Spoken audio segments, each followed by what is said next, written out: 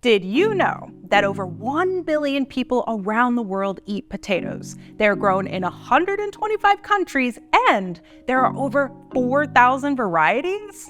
Potatoes are one of the most universal crops, appearing in cuisines on virtually every corner of the planet. So, how did the potato become a staple around the globe? The history is way more complicated than you think. Unlike other root vegetables, the potato is a starchy tuber. Think of it as a storage unit that reserves the plant's energy underground, allowing the plant to grow back each year and reproduce itself.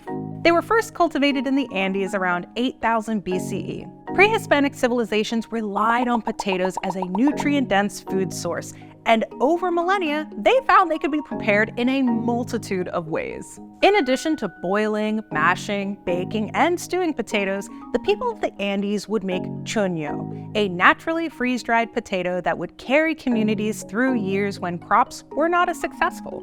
In addition to being preserved for long periods of time, chuño was lightweight, making it a portable source of sustenance for Incan armies.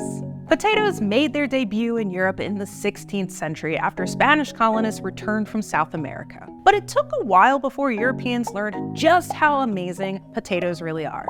When they first arrived, Europeans were skeptical because they closely resembled plants from the poisonous nightshade family. It wasn't until the mid-18th century when the potato's popularity skyrocketed for a variety of reasons. First of all, potatoes are loaded with nutrients. We're talking potassium, iron, magnesium, calcium, protein, and a surprising amount of vitamin C. Great for curing scurvy, which is an illness caused by a vitamin C deficiency that killed an estimated 2 million sailors between the 16th and 18th centuries. That's why potatoes were an essential part of a sailor's diet. They're also relatively easy to grow.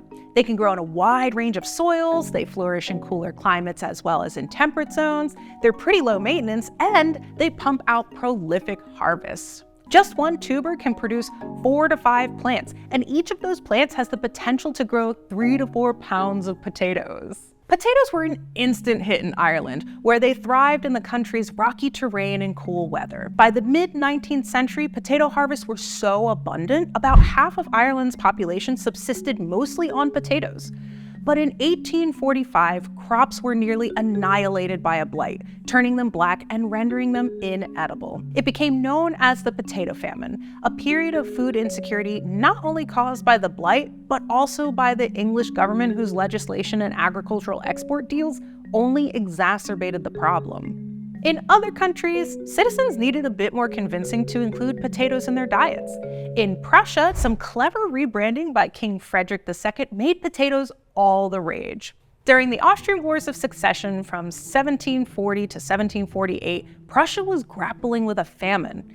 In order to help his people survive, Old Fritz tried to convince his subjects of the nutritional and economic value of potatoes, but his subjects rejected the new crop.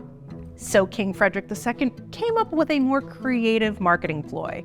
As the story goes, the king stationed guards around his potato fields to give the illusion that the crop was highly valued. At night, he sent the guards home, leaving them unprotected and allowing people to steal the king's potatoes. This story is still up for debate, but regardless, King Frederick II's campaign to popularize the potato worked so well, he is now referred to as Der Kartoffelkönig, or the Potato King.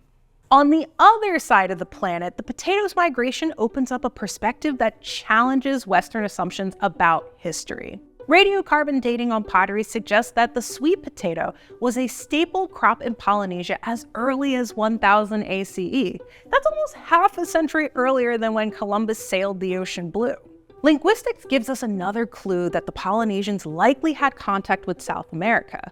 The word for sweet potato in Quechua, the language of the indigenous people in the Andes, is kumara, which is the same word across multiple islands throughout Polynesia. We'd be very naive to think that Europeans were the only ones with the technology and the knowledge to navigate the world's oceans. The Polynesians were some of the world's most skilled sailors. They used bird migrations, ocean swells, coral reefs, the stars in the night sky, and clouds to navigate the world's largest ocean. And using their double-hulled canoes that held up to 80 people for months at a time, they thinly populated islands that stretch over an area of about 118,000 square miles of the Pacific Ocean. This all could mean that around the same time that Leif Erikson made his way to North America, Polynesians went to South America, grabbed sweet potatoes, brought them back to their islands across the Pacific, cultivated them, and incorporated them into their culinary traditions. It's clear that the potato's pervasive practicality has made it one of the most powerful and popular vegetables on the planet. So next time you're eating Indian sag aloo, Korean gamjajun, Peruvian salchipapas, or Polish pierogies, take a moment to really appreciate the power of the potato. What's your favorite way to enjoy potatoes? Tell us in the comments.